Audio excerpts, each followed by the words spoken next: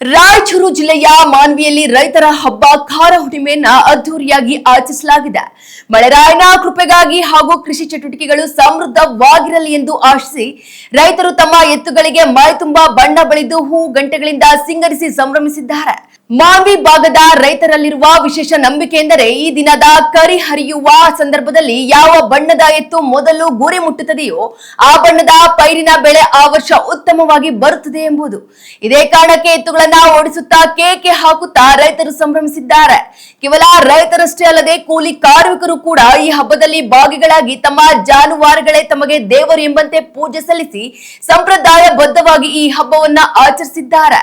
ಒಟ್ಟಿನಲ್ಲಿ ಎತ್ತುಗಳ ಓಟದ ಜೊತೆಗೆ ನಾಡಿನ ರೈತರ ಬದುಕು ಹಸನಾಗಲಿ ಎಂಬ ಆಶಯ ಮಾನ್ವಿಯಾದ್ಯಂತ ಮನೆ ಮಾಡಿದೆ.